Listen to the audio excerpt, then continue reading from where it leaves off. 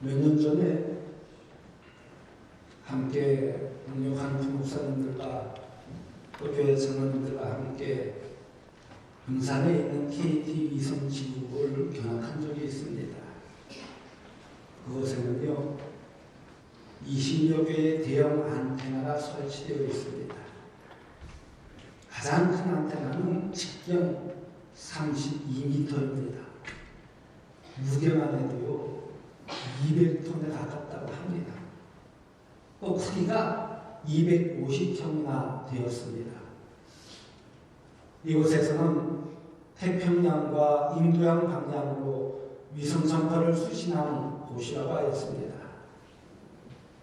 그곳에서 저는 이 인간의 기술 문명의 힘이 얼마나 대단한가를 느끼게 되었습니다. 이 안테나 안에 전 세계의 비밀이 숨겨져 있다고 합니다. 우리가 직접 가보지 않아도 안방에서 생생하게 지구촌에서 일어나는 모든 일들을 동시에 볼 수 있었습니다. 여러분, 성경은요, 이 세상에서 가장 인기 있는 베스트셀러입니다.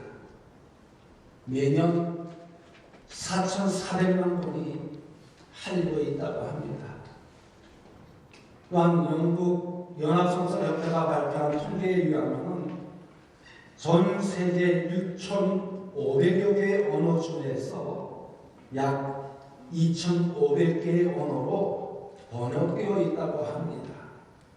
그리고 전 세계 인구의 95%는 자신의 언어로 성경을 읽을 수 있게 되었다는 것입니다.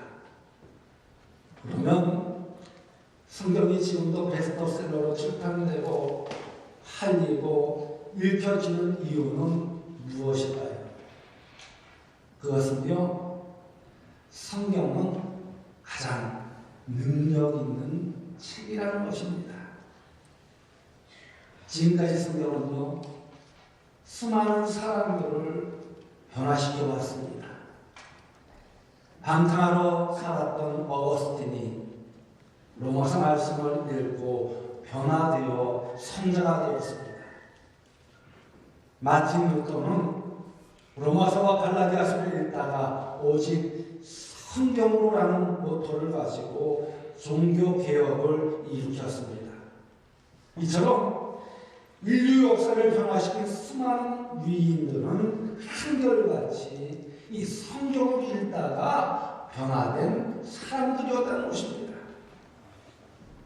지금 이 순간에도요, 성경을 읽는 가운데 수많은 사람들이 새로운 삶으로 변화되고 있는 모습을 볼 수가 있습니다. 이처럼 성경은 인간의 삶을 송두리째 바꿔놓는 능력 있는 말씀이라는 것입니다. 또한 성경은요, 가장 소중한 책이에요. 아브라함 링컨은 이렇게 고백했습니다. 나는 성경을 하나님께서 인간에게 주신 가장 큰 선물이라고 믿는다.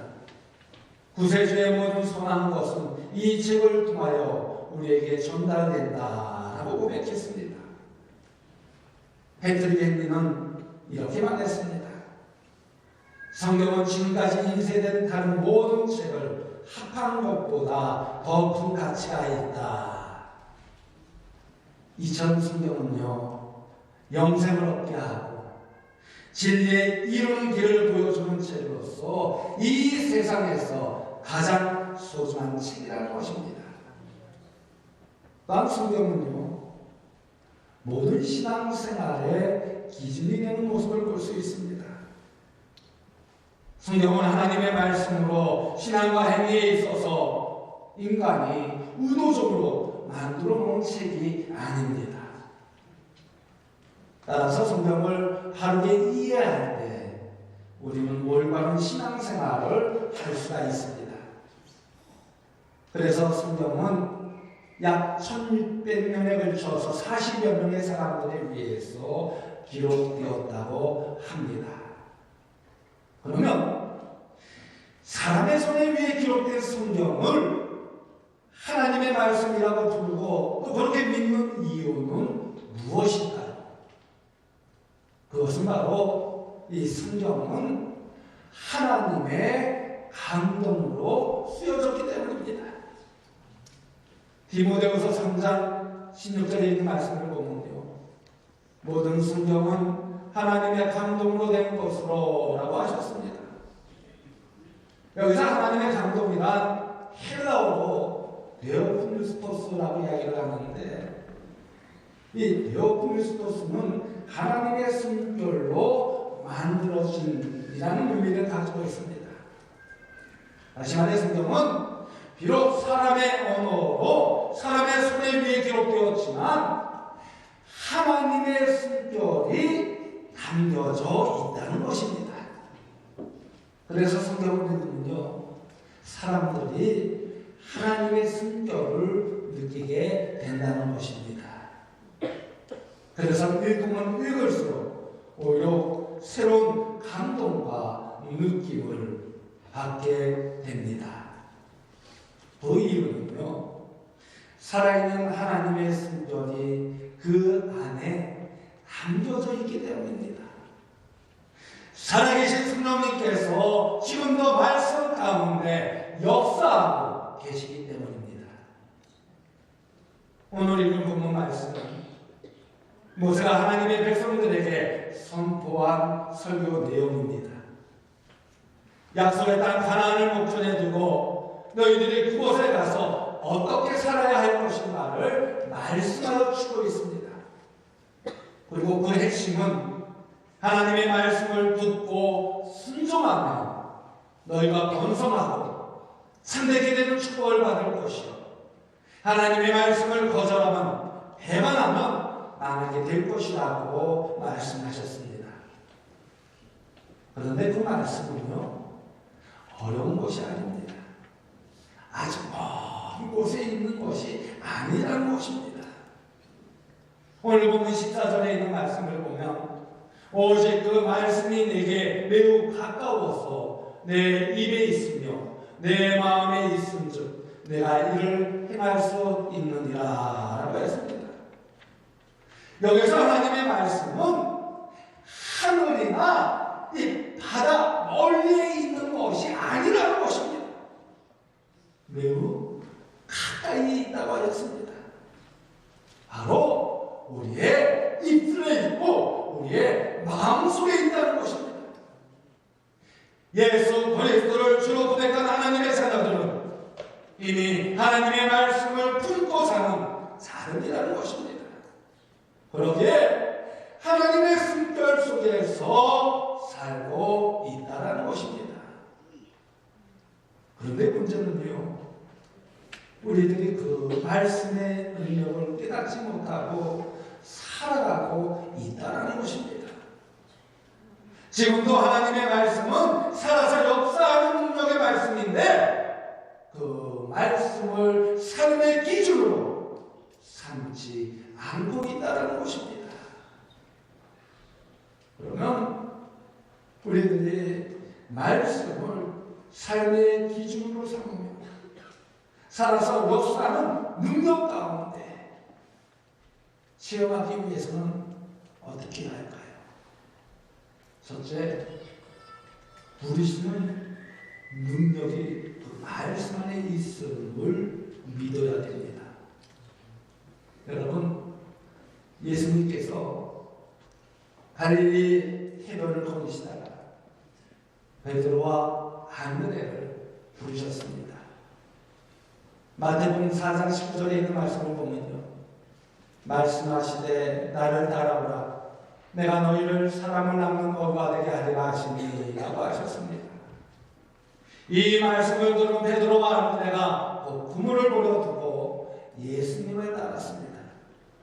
바로 그 이유는 주님의 말씀 속에는 이 부르시는 능력이 있기 때문입니다. 여러분, 사도 바울하고 보십시오. 주님께서는 핍박자였던 사울을 이렇게 부르셨습니다.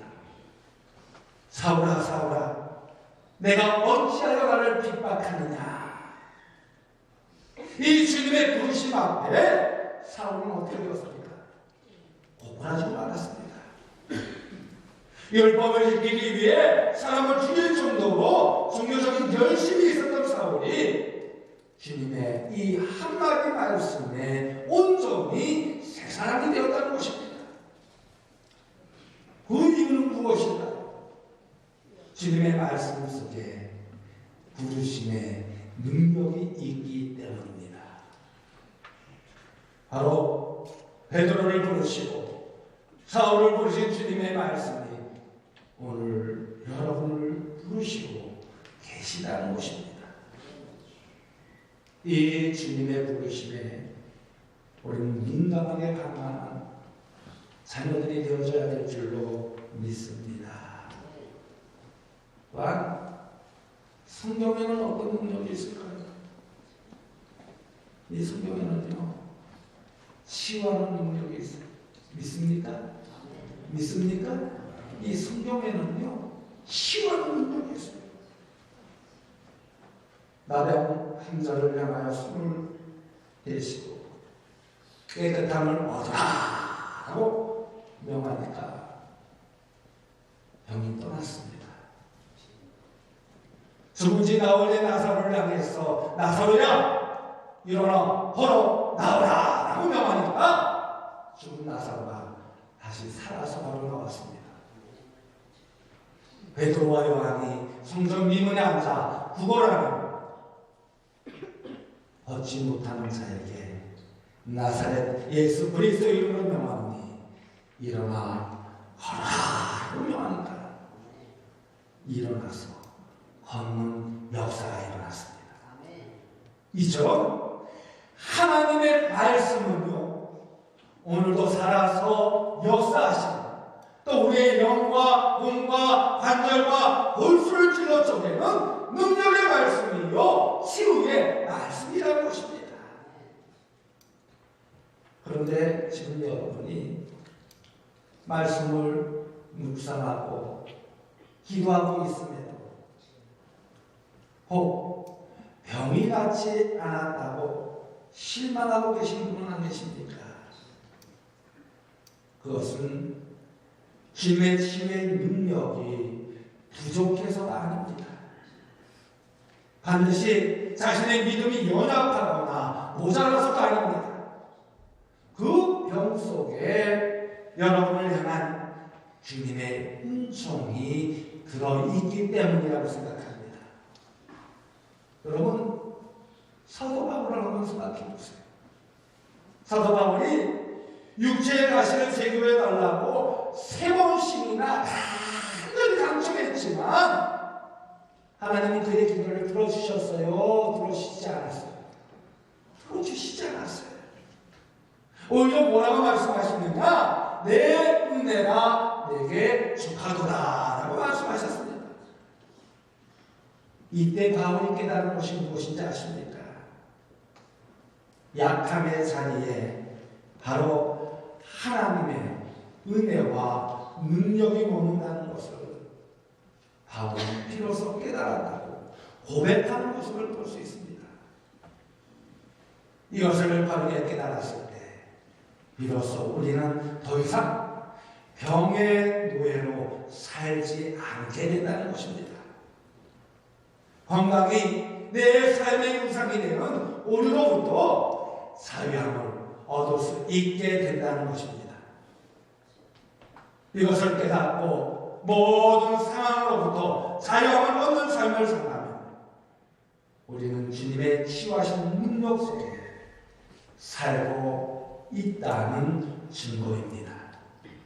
그러기에 우리 모든 성도들은요, 오직 말씀 속에서 주님의 치유의 능력에 덧입기를 간절히 소망합니다. 또한 주님의 말씀은 모든 것을 새롭게 변화시키는 모습을 볼 수가 있습니다. 모든 수고하는 것들은요, 말씀이 임하면 소생되어지는 모습을 볼 수가 있어요. 불의한 자가 의롭게 되고 세상에 속한 자가 하늘의 사람이 됩니다. 여러분, 삭개오를 한번 보십시오. 그는 불의한 세리장이었습니다. 그의 모든 재산은 불의한 방법으로 모은 것이었습니다. 그래서 세상 사람들은 삭개오를 저주하며 비난했습니다. 세상의 지위와 돈은 가졌지만 가장 불행한 인생을 살던 삭개오였습니다. 그런데 이 삭개오가 예수님을 만났습니다. 삭개오야, 속히 내려오라. 내가 오늘 너의 집에 유하여야겠다고 예수님이 말씀하셨습니다. 주님의 그 말씀 한마디에 삭개오는 모든 것을 내려놓았습니다. 자신이 부유한 방법으로 모은 재산의 절반을 나눠주고 토색한 것은 4배로 갚겠다고 약속하셨습니다. 주님께서 삭개오의 부지를 지적하신 것도 아니고 재산을 나눠주라고 명하신 것도 아닙니다. 그러나 주님의 말씀 앞에서는 이 삭개오의 마음이 변화되었다는 거예요. 이 삭개오의 뭐라고 변화는요? 바로 변화시키시는 말씀의 능력 때문이었다는 것입니다. 여기서 말씀을 변화시키는 능력은요, 곧 포기하는 능력을 가지고 있는 모습을 볼 수 있습니다. 다시 말해, 말씀 안에서 변화되면 내 자신은 죽고 오직 누구로? 예수로만 살게 된다는 것이에요. 예수 안에서 거듭나게 되고 예수 안에서 변화되게 된다는 것입니다. 만약 삭개오가 포기하게 하신 주님의 능력을 얻지 못했다면 불의한 생활을 신주단지처럼 붙잡고 살다가 마지막 불행한 삶을 마감했을 것입니다. 그러나 포기하게 하시는 말씀의 능력 앞에서 삭개오는 과감하게 포기했습니다. 그랬을 때 새 생명을 얻게 되어지는 모습을 볼 수 있습니다. 그리고 예수님께서 오늘 이 집에 구원이 이르렀다라고 그 즉석에서 구원을 선포하여 주시는 모습을 볼 수 있습니다. 이처럼 하나님의 말씀인 성경은요, 우리 인생의 나침판이요 교과서라는 것입니다. 우리 인생의 모든 생로병사의 해법을 알려주는 교과서라는 것입니다. 우리 인생을 밝혀주는 등불이라는 것입니다. 그런 점에서 성경은 하나님이 인간에게 주신 최고의 선물이라고 할 수가 있습니다. 오늘 보면 16절의 말씀처럼 하나님을 사랑하고 하나님의 명령을 따라 그 모든 길로 행하면 어떤 어려움에서도 생존케 하여 주신다는 것입니다. 번성케 하여 주신다는 거예요. 약속의 땅을 차지하게 하여 주신다는 거예요. 하늘의 신령한 복과 땅의 기름진 복으로 채워주신다는 것입니다. 그러기에 우리는 더 이상 길을 잃고 방황할 필요가 없다는 것입니다. 내 인생의 가장 탁월한 안내자이신 성경 말씀을 보며 그 말씀 따라 살아가면 된다는 것입니다. 그리고 그 말씀 안에 들어가면 됩니다. 그 말씀이 인도하는 대로 살면 된다는 것입니다. 그러면요, 새로운 인생의 문이 열리게 됩니다. 새로운 축복의 길이 보여지게 됩니다. 여러분, 이 세상에서 누가 가장 복 있는 사람인가요? 이 세상에서 누가 가장 복 있는 사람인가요? 다윗은 이렇게 고백하고 있습니다. 시편 1편 1절에서 2절 말씀을 보면 복 있는 사람은 악인들의 길을 따르지 아니하며 죄인들의 길에 서지 아니하며 오만한 자들의 자리에 앉지 아니하고 오직 여호와의 율법을 즐거워하여 그의 율법을 주야로 묵상하는도다 라고 했습니다. 주의 말씀을 즐거워하며 그 말씀을 묵상하는 자가 바로 복 있는 자라는 거예요. 여러분, 하나님의 말씀은요, 진리요 생명입니다. 내 인생의 설계도요, 길을 비추어주는 불들입니다. 그러기에 내 인생의 영원한 안내자가 되어주시는 하나님의 말씀을 붙잡고 의지하는 성도들이 되어지길 간절히 소망합니다.